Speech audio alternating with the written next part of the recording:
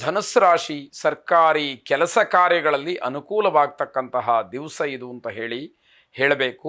ಮಕ್ಕಳಿಂದ ಬೇಸರವಾಗ್ತಕ್ಕಂತಹ ದಿವಸ, ಮಕ್ಕಳ ಬಗ್ಗೆ ಹೆಚ್ಚು ಗಮನ ಇರಬೇಕಾದಂಥದ್ದು. ಅನಾವಶ್ಯಕವಾಗಿ ದ್ವೇಷವನ್ನು ಬೆಳೆಸ್ಕೊಳ್ತಕ್ಕಂಥದ್ದಾಗತ್ತೆ. ಅದು ಬೇಡವಾದಂಥದ್ದು. ಆದರೂ ಕೂಡ ಅದು ಮತ್ತೆ ಮತ್ತೆ ಹೆಚ್ಚಾಗುವಂಥದ್ದು. ವ್ಯವಹಾರದಲ್ಲಿ ನಂಬಿಕೆಯನ್ನು ಉಳಿಸ್ಕೊಳ್ಬೇಕಾದ್ರೆ ತುಂಬ ಸಾಹಸವನ್ನು ಪಡಬೇಕಾದಂಥದ್ದು. ಕಮಿಷನ್ ಏಜೆಂಟ್ಸ್ಗಳಿಗೆ ಸ್ವಲ್ಪ ಹಿನ್ನಡೆ ಆಗ್ತಕ್ಕಂತಹ ಸಾಧ್ಯತೆ. ಹಳೆಯ ವ್ಯಾಪಾರ ವ್ಯವಹಾರಗಳಿಂದ ಧನಹಾನಿ ಅನ್ನುವಂಥದ್ದು. ಕೃಷಿ ಕ್ಷೇತ್ರದಲ್ಲಿ ವ್ಯಾಪಾರಸ್ಥರಿಗೆ ಅನುಕೂಲ. ಹಣದ ವಿಚಾರದಲ್ಲಿ ಮಾತ್ರ ಸ್ವಲ್ಪ ಕಿರಿಕಿರಿಯನ್ನು ಅನುಭವಿಸಲೇಬೇಕಾಗತ್ತೆ. ಮಿತ್ರರಲ್ಲಿ ಜಗಳ, ಅದನ್ನೂ ಕೂಡ ಅನುಭವಿಸುವಂಥದ್ದು. ದುರ್ಗಾ ಪ್ರಾರ್ಥನೆಯನ್ನು ಮಾಡಿ ಶುಭವಾಗಿ. ಮಕರ ರಾಶಿ ಮಹಿಳೆಯರಿಗೆ ವ್ಯಾಪಾರದ ದೃಷ್ಟಿಯಿಂದ ಮೋಸವಾಗ್ತಕ್ಕಂಥದ್ದು. ಶಾಲಾ ಕಾಲೇಜುಗಳಲ್ಲಿ ವಿದ್ಯಾರ್ಥಿಗಳು ವಾದ ವಿವಾದಗಳನ್ನು ಮಾಡಿಕೊಳ್ಬೇಡಿ, ಜಗಳವನ್ನು ಮಾಡಬೇಡಿ, ಹೊಡೆದಾಟವನ್ನು ಮಾಡಿಕೊಳ್ಬೇಡಿ ಅನ್ನುವಂಥದ್ದು. ತಕ್ಷಣದಲ್ಲಿ ಪ್ರಯಾಣವನ್ನು ಮಾಡೋದರಿಂದ ತೊಂದರೆ ಆಗಬಹುದು. ಆ ರೀತಿಯ ಸಂದರ್ಭಗಳು ಒದಗಿ ಬಂದಾಗ ಏನೇ ಆತುರ ಇರಲಿ, ಸರಿಯಾಗಿ ಯೋಚನೆಯನ್ನು ಮಾಡಿ ಅಂತ ಅರ್ಥ. ಆರೋಗ್ಯದ ಬಗ್ಗೆ ಗಮನ ಹೆಚ್ಚಿರಲಿ. ಹಿತಶತ್ರುಗಳಿಂದ ಆಗ್ತಕ್ಕಂತಹ ತೊಂದರೆ ಏನಿದೆ ಅದು ಸ್ವಲ್ಪ ತುಂಬ ಹಿಂಸೆಯನ್ನು ಅನುಭವಿಸಲಿಕ್ಕೆ ಕಾರಣ ಅಂತ ಹೇಳಬೇಕಾದಂಥದ್ದು. ಆರೋಗ್ಯದ ದೃಷ್ಟಿಯಿಂದ ಶುಭ ಕಾರ್ಯಗಳನ್ನು ಮುಂದಕ್ಕೆ ಹಾಕುವಂಥ ಸಾಧ್ಯತೆ. ಋಣಬಾಧೆಯಿಂದ ಮುಕ್ತರಾಗ್ತಕ್ಕಂಥದ್ದು. ವಿದ್ಯಾರ್ಥಿಗಳಿಗೆ ಮುನ್ನಡೆಯಿಂದ ಯಶಸ್ಸು ಸಿಕ್ಕುವಂಥದ್ದು. ಅನಗತ್ಯವಾದಂತಹ ವಸ್ತುಗಳ ಖರೀದಿಯನ್ನು ಮಾಡುವಾಗ ಜಾಗ್ರತೆ ಇರಲಿ ಅನ್ನುವಂಥದ್ದು. ಇವೆಲ್ಲವನ್ನು ಸೂಕ್ಷ್ಮಾತಿ ಸೂಕ್ಷ್ಮವಾಗಿ ಹೇಳಬೇಕಾದಂಥದ್ದು. ಉಗ್ರ ನರಸಿಂಹನನ್ನು ಪ್ರಾರ್ಥನೆ ಮಾಡಿ ಶುಭವಾಗಿ.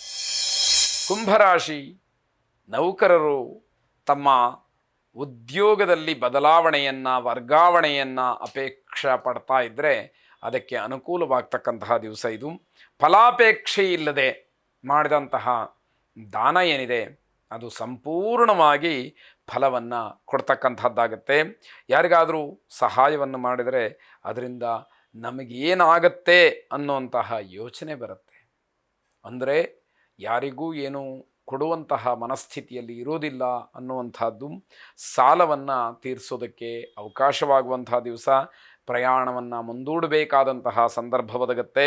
ದಾನ ಧರ್ಮ ಇತ್ಯಾದಿಗಳಲ್ಲಿ ಆಸಕ್ತಿ ಬಂದರೂ ಕೂಡ ದುರಾಲೋಚನೆಗಳಂತೂ ಇರುತ್ತೆ. ಯಾರಿಗಾದರೂ ಏನಾದರೂ ದಾನ ಕೊಟ್ಟರೆ ನನಗೇನು ಅನುಕೂಲವಾಗುತ್ತೆ, ನನಗೇನು ಹಿಂತಿರುಗಿ ಬರುತ್ತೆ, ಇವೆಲ್ಲ ಲೆಕ್ಕಾಚಾರಗಳು ಮನಸ್ಸಿನಲ್ಲಿ ಹೆಚ್ಚಾಗಿರುವಂಥದ್ದು.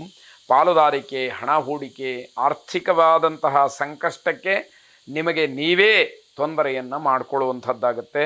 ನ್ಯಾಯಾಲಯದಲ್ಲಿ ಕಾರ್ಯನಿಮಿತ್ತವಾಗಿ ವಿಶೇಷವಾಗಿ ಕೆಲಸವನ್ನು ಮಾಡ್ತಾ ಇರ್ತಕ್ಕಂಥವರಿಗೆ, ಹಾಗೆ ಕಾರ್ಯನಿಮಿತ್ತವಾಗಿ ಕಚೇರಿಗೆ ಹೋದಂಥವ್ರಿಗೆ ಲಾಭ ಅನ್ನುವಂಥದ್ದಿದೆ. ಕುಟುಂಬದಲ್ಲಿ ಈ ಸಣ್ಣ ಪುಟ್ಟ ವಿಚಾರಗಳಿಗೆ ವಾಗ್ವಾದ ನಡೆಯುತ್ತೆ, ಸರಿಪಡಿಸ್ಕೊಳ್ಳೋದಕ್ಕೆ ಅವಕಾಶ ಇದ್ದೇ ಇರುತ್ತೆ. ವಿಷ್ಣು ಸಹಸ್ರನಾಮವನ್ನು ಶ್ರವಣ ಮಾಡಿ ಶುಭವಾಗಿ. ಕೊನೆಯದಾಗಿ ಮೀನರಾಶಿ ಮಹಿಳಾ ನೌಕರರಿಗೆ ಸಿಹಿ ಸುದ್ದಿ. ಹಿರಿಯರ ಮಾತಿಗೆ ಗೌರವವನ್ನು ಕೊಡಬೇಕು. ನೀವು ಹೊರಗಡೆ ಹೋದಾಗ ವಿಶೇಷವಾಗಿ ನಿಮಗೆ ಮಾನಸಿಕವಾಗಿ ನೆಮ್ಮದಿ ಇರೋದಿಲ್ಲ. ಮನಸ್ಸಿನ ಮೇಲೆ ಆಘಾತ ಆಗುವಂಥದ್ದು. ಹಿರಿಯರ ಮೇಲಧಿಕಾರಿಗಳ ಕೋಪಕ್ಕೊಳಗಾಗ್ತೀರಿ. ಜೊತೆಗೆ ಸ್ವಭಾವದಲ್ಲಿ ಸ್ವಲ್ಪ ಬದಲಾವಣೆಯನ್ನು ಮಾಡಿಕೊಳ್ಬೇಕಾದಂತಹ ಅವಶ್ಯಕತೆ ಇರುವಂಥದ್ದು. ಆರೋಗ್ಯದ ಕಡೆ ಗಮನವನ್ನು ಕೊಡಿ. ವಿದ್ಯಾರ್ಥಿಗಳು ಮನಸ್ಸನ್ನು ಕೇಂದ್ರೀಕರಣ ಮಾಡಿ ಹೆಚ್ಚು ಓದೋದಕ್ಕೆ ಅವಕಾಶವನ್ನು ಮಾಡಿಕೊಳ್ಳದಲೇ ಇರತಕ್ಕಂತಹ ಸಂದರ್ಭ. ಓದನ್ನು ಬಿಟ್ಟು ಬೇರೆಲ್ಲ ವಿಚಾರಗಳಲ್ಲಿ ಸಕ್ರಿಯರಾಗಿರ್ತೀರಿ, ಚಟುವಟಿಕೆಯಿಂದ ಇರ್ತೀರಿ ಅಂತ ಅರ್ಥ. ಬೇರೆಯವರ ಮಾತಿಗೆ ಮರಳಾಗಬೇಡಿ. ವಿದ್ಯಾರ್ಥಿಗಳು ಬಹಳ ಜಾಗ್ರತೆಯಿಂದ ಇರಬೇಕು. ನಿಮಗೆ ಮಕ್ಕಳಿಂದ ತೊಂದರೆಯಾಗ್ತಕ್ಕಂತಹ ಸಾಧ್ಯತೆ. ನಿಮ್ಮ ತೀರ್ಮಾನವನ್ನು ಸ್ಥಿರವಾಗಿಟ್ಕೊಂಡ್ರೆ ವ್ಯವಹಾರದಲ್ಲಿ ಲಾಭ ಇದೆ. ಗುರುಗಳನ್ನು ಪ್ರಾರ್ಥನೆ ಮಾಡಿ ಶುಭವಾಗಿ.